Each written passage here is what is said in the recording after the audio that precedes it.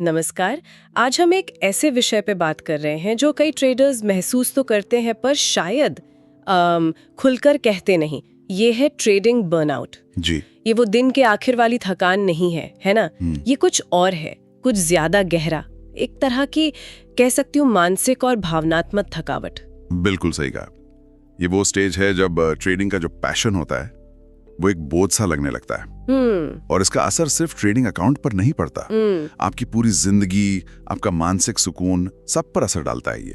तो हमारे पास जो अलग अलग स्रोत हैं, कुछ लेख हैं, कुछ वीडियो की बातें, वो सब इसी गुत्थी को सुलझाने की कोशिश करते हैं ना। हाँ बिल्कुल। कि ये बर्नआउट आखिर होता क्यों है, इसके संकेत क्या हैं, और सबसे जरूरी इससे बाहर कैसे निकला जाए या बचा कैसे जाए। तो आज का हमारा इरादा यही है, इस ट्रेडिंग बर्नआउट की तह तक जाना।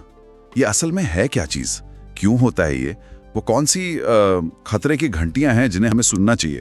और हाँ, सबसे जरूरी, अगर कोई इसमें फंस गया है या लग रहा है कि फंस रहा है, तो रास्ता क्या है बाहर निकलने का। ठीक है, तो सबसे पहले यही समझते हैं कि ये बर्नआउट खासकर ट्रेडिंग के कॉन्टेक्स्ट में है क्या। देखिए, ये सिर्फ शारीरिक थकान नहीं है। अच्छा। ये एक क्रॉनिक चीज है, मतलब लंबे समय तक चलने वाली मानसिक और भावनात्मक एग्जॉशन जिसे कहते हैं। एग्जॉशन। हाँ, आप ऐसे सोच सकते हैं कि आपके दिमाग का जो ट्रेडिंग वाला प्रोसेसर है ना, वो लगातार काम कर करके ओवरहीट होके एक तरह से हैंग हो गया है। अरे बाप रे, अपना पर्सनल ट्रेडिंग सीपीयू ही क्रैश हो गया।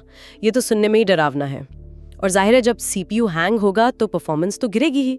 क्या होता है फिर आमतौर पर? असर कई तरह से दिखता है। सबसे पहले तो जो फैसले लेने की शार्पनेस होती है ना, वो कम हो जाती है। अच्छा। हाँ, जो ट्रेडर पहले बिल्कुल साफ देख पाता था कि यहाँ एंट्री लेनी है, यहाँ निकलना है, उसे अब सब धुंधला धुंधला सा लगने लगता है। मतलब कंफ्यूजन बढ़ जाता है। बिल्कुल सही मौके पर झिझकने लगता है, और जहाँ ट्रेड नहीं लेना चाहिए वहाँ शायद जज्बात में आकर कूद पड़ता है। और फिर वो इमोशनल ट्रेडिंग वाला मामला शुरू हो जाता होगा।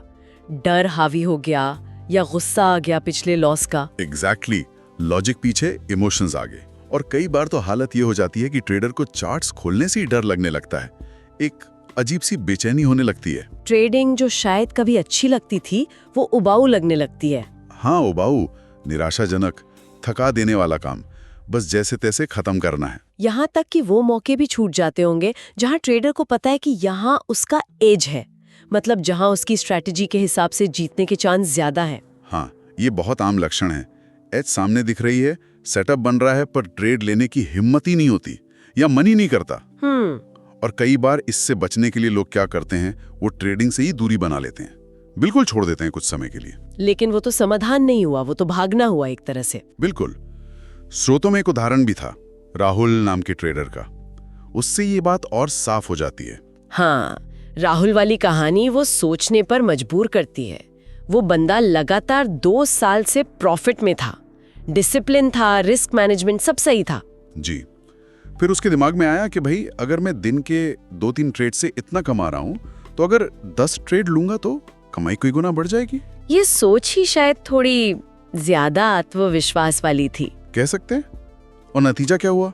पहले ही महीने में कैपिटल का अच्छा खासा हिस्सा, करीब 30% साफ हो गया। ओहो। और यहां सिर्फ पैसा नहीं गया, उसका कॉन्फिडेंस बुरी तरह हिल गया। दूसरे महीने तक उसे सेहत की दिक्कतें होने लगी, नींद नहीं आना, चिड़चिड़ापन, मतलब असर शरीर पर भी आने लगा। हाँ। और तीसरे महीने तक वो बिल्कुल उस पॉइंट पर था जहां उसे लग रहा था कि भाई ट्रेडिंग मेरे बस की नहीं है, मुझे छोड़ देना चाहिए। ये कहानी ये दिखाती है कि सफल ट्रेडर्स भी इसकी चपेट में आ सकते हैं। ये सिर्फ नए या स्ट्रगल करे ट्रेडर्स की प्रॉब्लम नहीं है। बिल्कुल, ये किसी को भी हो सकता है। तो फिर सवाल उठता है कि आखिर ये होता क्यों है? क्या है वो कारण, वो जड़ें कहाँ हैं इस बर्नआउट की? देखिए, कारण कई हैं और अक्सर ये एक दूसरे से जुड़े होते हैं, एक तरह का जाल सा बना लेते हैं। सबसे आम वजहों में से एक है ओवर ट्रेडिंग। हर मौके को पकड़ने की कोशिश करना, हर टिक, हर कैंडल पर एक्शन लेने की चाह, वो जिसे कहते हैं FOMO, fear of missing out. हाँ बिल्कुल, कहीं कोई बड़ा मूव छूट ना जाए। ये डर ट्रेडर को लगातार ट्रेड लेने पर मजबूर करता है, भले ही सेटअप अच्छा ना हो। और ये फोमो सच में बहुत खतरनाक चीज है। लगता है कि हम कुछ पकड़ रहे हैं, पर असल में हम अपना फोकस खो रहे होते हैं, अपनी एनर्जी और अक्सर पैसा भी। सही कहा। ये याद रखना बहुत जरूरी है कि बाजार रोज खुलेगा, मौके रोज मिलेंगे, लेकिन जो कैपिटल चला गया या जो मानसिक शांति चली गई, उसे वापस लाना बहुत मुश्किल है। ओवर ट्रेडिंग से सिर्फ पैसा नहीं जाता, मतलब फैसले लेने की क्वालिटी भी गिर जाती है। हाँ बिल्कुल, आपकी जो सोची समझी स्ट्रैटेजी होती है ना, वो कब भावनाओं में बहकर एक जुआ बन जाती है पता ही नहीं चलता। और इसी से जुड़ा हुआ है शायद रिवेंज ट्रेडिंग। हाँ, ये अगला बड़ा कारण है। एक नुकसान हुआ और उसे तुरंत वसूलने के चक्कर में आप और बड़े और ज्यादा रिस्की ट्रेड लेने लगते हैं। ये तो जैसे एक दलदल में और धंसते जाना हुआ। जी बिल्कुल, ये एक दुष्चक्र है। नुकसान से गुस्सा आता है, गुस्से में आप और खराब फैसले लेते हैं, उन खराब फैसलों से और बड़ा नुकसान होता है, और ये चलता रहता है।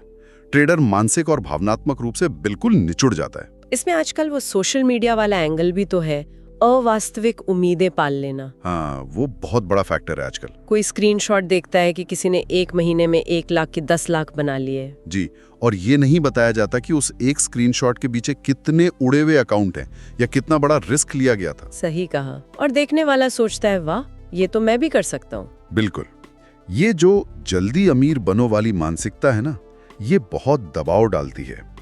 ट्रेडिंग एक स्प्रिंट नहीं, मैराथन है। इसमें सफलता धीरे धीरे अनुशासन और अनुभव से मिलती है। ये अवास्तविक उम्मीदें ही बर्नआउट का रास्ता तैयार करती हैं। एक और बात, वर्क लाइफ बैलेंस का बिगड़ जाना, वो तो बहुत होता होगा ट्रेडर्स के साथ। हाँ बिल्कुल, दिन भर स्क्रीन के सामने, रात को ग्लोबल मार्केट देख रहे हैं, वीकेंड पे स्ट्रेटजी बना रहे हैं, दिमाग कभी बंद ही नहीं होता। हाँ, खाते वक्त भी फोन पर मार्केट चल रहा है, सोते वक्त भी एक नजर देख लिया। हाँ, ये जुनून कब ऑब्सेशन बन जाता है पता ही नहीं चलता। जब दिमाग 24 घंटे एक ही चीज में लगा रहेगा तो वो थकेगा ही। और इसी से शायद वो इंफॉर्मेशन ओवरलोड वाली बात भी जुड़ती है। हाँ बिल्कुल, इतने सारे स्रोत हो गए आजकल, 100 टेलीग्राम चैनल हैं, 50 यूट्यूब गुरु हैं, हर कोई अपनी सलाह दे रहा है। और सबकी सलाह अक्सर अलग अलग होती है। एग्जैक्टली, नतीजा क्या होता है? कंफ्यूजन। ट्रेडर को अपनी ही स्ट्रैटेजी पर शक होने लगता है और कई बार पैरालिसिस बाय एनालिसिस हो जाता है। मतलब इतना ज्यादा सोच लिया कि आखिर में कुछ कर ही नहीं पाए। हाँ, इतना विश्लेषण कर लिया कि ट्रेड लेने की हिम्मत ही नहीं हुई या सही मौका निकल गया। ये भी बहुत फ्रस्ट्रेटिंग होता है। ये पैरालिसिस बाय एनालिसिस, ये मैंने भी महसूस किया कभी कभी। लगता है ज्यादा जानकारी होना भी कभी कभी नुकसानदायक हो सकता है अगर उसे सही तरह से प्रोसेस न किया जाए। बिल्कुल, और फिर एक और फैक्टर है, अकेलापन। अकेलापन? हाँ, देखिए, ट्रेडिंग अक्सर एक बहुत सॉलिटरी यानी अकेला काम होता है। आप अपने ऑफिस के दोस्तों से या शायद परिवार से भी खुल के ये डिस्कस नहीं कर सकते कि आज कितना प्रॉफिट हुआ, कितना लॉस हुआ, क्या फील कर रहे हैं। हाँ, ये बात तो है। तो वो जो जीत की खुशी है या हार का दुख है, वो सब अंदर ही अंदर झेलना पड़ता है। ये भावनात्मक बोझ भी धीरे धीरे थकाता है। और मार्केट खुद भी तो इतना अनिश्चित है।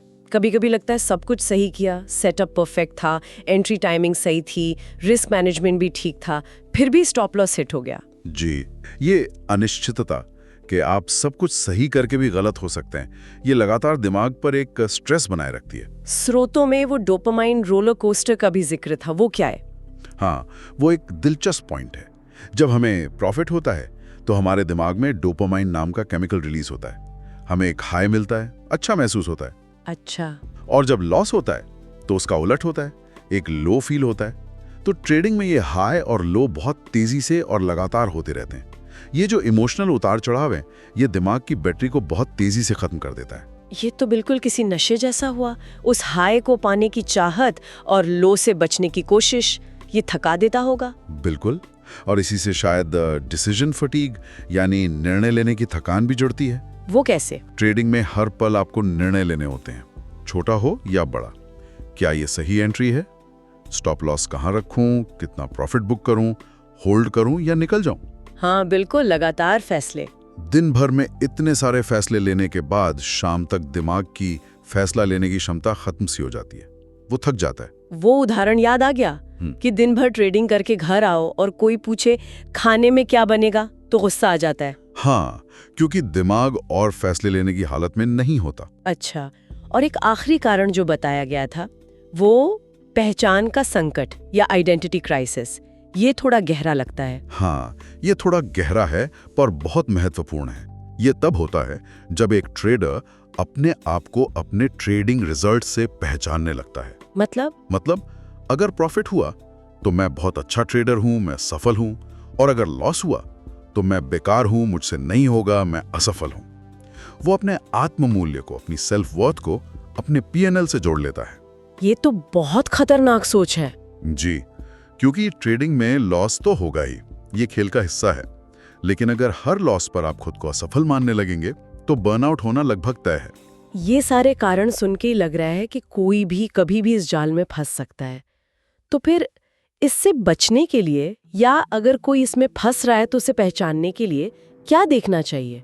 वो चेतावनी संकेत क्या है? हाँ, इन संकेतों को पहचानना बहुत जरूरी है। इन्हें हम कह सकते हैं 4 कैटेगरी में बांट सकते हैं: शारीरिक, मानसिक, भावनात्मक और व्यवहारिक। ठीक है, तो पहले शारीरिक संकेतों की बात करते हैं। शारीरिक संकेतों में सबसे आम है लगातार थकान महसूस करना।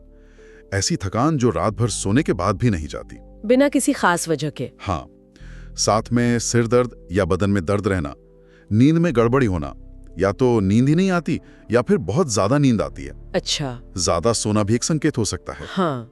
और भूख में बदलाव, या तो भूख बिल्कुल मर जाती है या फिर बहुत ज्यादा खाने लगते हैं, खासकर अनहेल्दी चीजें। ये तो हुए शारीरिक संकेत। और दिमागी तौर पर, मेंटल लेवल पर क्या बदलाव आते हैं? मेंटल लेवल पर, जैसा हमने पहले बात की, निर्णय लेने में मुश्किल होना, टाल मटोल करना, जिसे डिसीजन पैरालिसिस कहते हैं। फोकस करने में भी दिक्कत आती होगी। बिल्कुल, ध्यान केंद्रित नहीं कर पाना, छोटी छोटी बातों पर, खासकर ट्रेडिंग के छोटे नुकसान पर भी बहुत ज्यादा गुस्सा आना, चिड़चिड़ापन बढ़ जाना। और एक बहुत बड़ा संकेत शायद ये है कि चार्ट्स देखने का ही मन न करे। ये बहुत बड़ा रेड फ्लैग है। चार्ट्स देखने से ही चिढ़ होना या डर लगना, जैसे स्क्रीन खोलते ही सिर भारी हो जाए या पेट में कुछ होने लगे। ये चार्ट से चिढ़ वाली बात, ये शायद बहुत से ट्रेडर्स रिलेट कर पाएंगे। अच्छा, और इमोशनल लेवल पर भावनाओं में क्या उथल-पुथल होती है? भावनात्मक रूप से ट्रेडिंग के बारे में सोचने भर से चिंता या घबराहट होना, एंजाइटी बढ़ जाना बहुत होते हैं। पल में बहुत उत्साहित, अगले ही पल बिल्कुल निराश, अपनी ही काबिलियत पर शक करना, क्या मैं सच में ट्रेडिंग कर सकता हूं? ये सवाल बार बार मन में आना। और हर लॉस को पर्सनली लेना, जैसे ये मेरी हार है। हाँ बिल्कुल, हर नुकसान को अपनी व्यक्तिगत विफलता समझना, ये सब भावनात्मक संकेत हैं। ये सब तो हुए अंदरूनी बदलाव। क्या व्यवहार में, मतलब एक्शन में भी कुछ बदलाव दिखते हैं? हाँ बिल्कुल दिखते हैं। जैसे ट्रेडर अपने ही बनाए हुए ट्रेडिंग नियमों को बार बार तोड़ने लगता है। जानता है कि ये गलत है, फिर भी कर देता है। हाँ, बिना सोचे समझे आवेगी यानी इम्पल्सिव ट्रेड्स लेने लगता है। रिवेंज ट्रेडिंग बढ़ जाती है।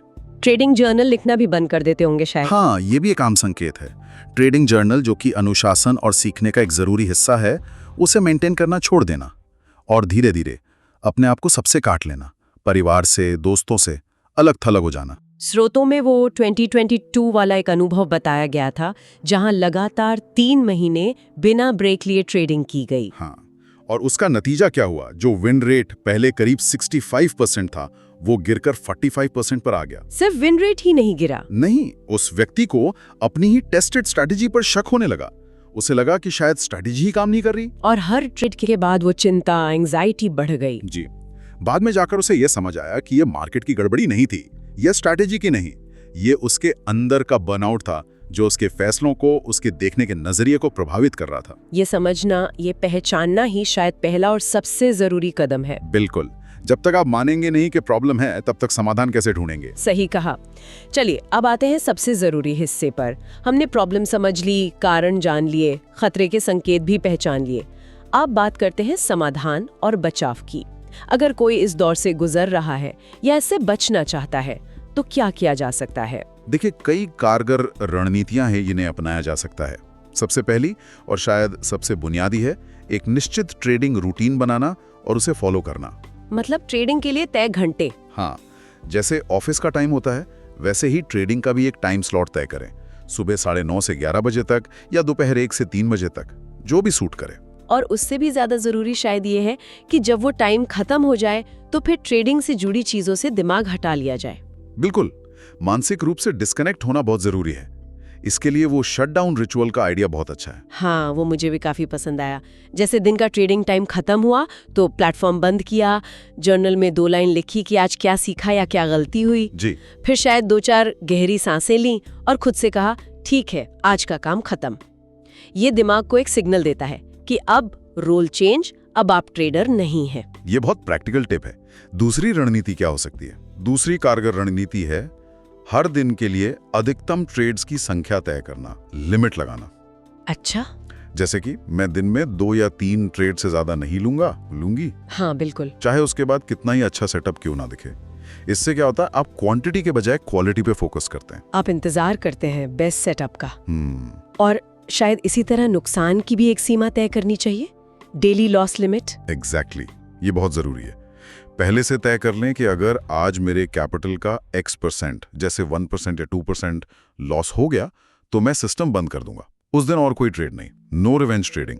ये सुनने में आसान लगता है पर करना मुश्किल होता होगा, खासकर जब लॉस हुआ हो। मुश्किल होता है, बिल्कुल होता है। यही अनुशासन का टेस्ट होता है, लेकिन लंबे समय में यही आपके अकाउंट को और आपकी मानसिक शांति को बचाता है। अच्छा, और एक सुझाव था साप्ताहिक छुट्टी का। हाँ, ये अनिवार्य होना चाहिए। Mandatory weekly off from trading. हफ्ते में एक दिन, चाहे शनिवार हो, रविवार हो या कोई और दिन, ट्रेडिंग से पूरी तरह दूर रहें। मतलब उस दिन कोई चार्ट नहीं, कोई मार्केट न्यूज नहीं? बिल्कुल नहीं। दिमाग को पूरी तरह से रीसेट होने का मौका दें। ये मेंटल रिफ्रेशमेंट के लिए बहुत जरूरी है। ये बात तो सही है। और सिर्फ दिमाग ही नहीं, शरीर का भी ध्यान रखना जरूरी है ना, फिजिकल एक्टिविटी। हाँ, बहुत जरूरी है। रोजाना कुछ ना कुछ व्यायाम करें, चाहे वो वॉक हो, जिम जाना हो, योग हो या कोई खेल खेलना हो। इसका ट्रेडिंग से क्या कनेक्शन है? गहरा कनेक्शन है। जब आप फिजिकली एक्टिव होते हैं तो स्ट्रेस हार्मोन्स कम होते हैं, मूड अच्छा रहता है, नींद बेहतर आती है और सबसे जरूरी फोकस और मेंटल क्लैरिटी बढ़ती है, तो आप बेहतर फैसले ले पाते हैं। अच्छा, मतलब बॉडी फिट तो माइंड हिट। कुछ ऐसा ही समझ लीजिए। और वो अकेलेपन से निपटने के लिए ट्रेडिंग कम्युनिटी से जुड़ने का सुझाव? हाँ, वो भी एक अच्छा तरीका है, लेकिन यहाँ थोड़ी सावधानी बरतनी जरूरी है। किस तरह की सावधानी? ऐसी कम्युनिटी या ग्रुप से जुड़ें जहां लोग सीखने सिखाने पर फोकस करते हों, जहां अनुशासित और अनुभवी ट्रेडर्स अपने अनुभव, अपनी मुश्किलें शेयर करते हों, ना कि ऐसे ग्रुप से जहां सिर्फ टिप्स दी जाती हों या पम टम चलता हो। सही बात है, मतलब एक सपोर्टिव और लर्निंग वाला माहौल हो। जी, जहां आप खुलकर अपनी बात रख सकें, अपने स्ट्रगल्स शेयर कर सकें। इससे वो अकेलेपन वाली फीलिंग कम होती है। जर्नलिंग का भी जिक्र था, उसे कैसे इस्तेमाल करें? जर्नलिंग एक बहुत पावरफुल टूल है अगर इसे सही से इस्तेमाल किया जाए। सिर्फ ये मत लिखिए कि कौन सा ट्रेड लिया, कितने पर बेचा। तो और क्या लिखें?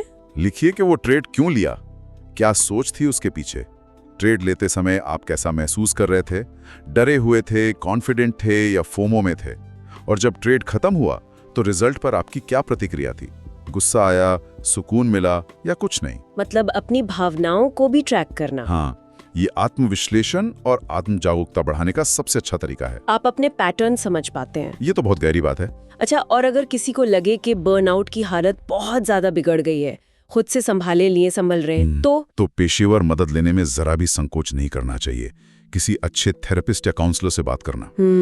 देखिए, जैसे हम शरीर की बीमारी के लिए डॉक्टर के पास जाते हैं, वैसे ही मानसिक स्वास्थ्य के मुद्दों के लिए मेंटल हेल्थ प्रोफेशनल के पास जाना बिल्कुल नॉर्मल और जरूरी है। ये कोई कमजोरी की निशानी नहीं है, बल्कि अपनी देखभाल करने का एक जिम्मेदार कदम है। ये सोच बदलनी बहुत जरूरी है हमारे समाज में। अच्छा, इसके अलावा नियमित ब्रेक लेने की बात भी थी, थोड़े लंबे ब्रेक। हाँ, हर कुछ महीनों में, जैसे मान लीजिए हर 3 या 4 महीने में एक हफ्ते का पूरा ब्रेक लेना। No trading, no market analysis, बिल्कुल कट ऑफ। इससे क्या फायदा होता है? इससे आपको एक नया नजरिया मिलता है। जब आप एक हफ्ते बाद वापस आते हैं तो आप चीजों को ज्यादा साफ देख पाते हैं।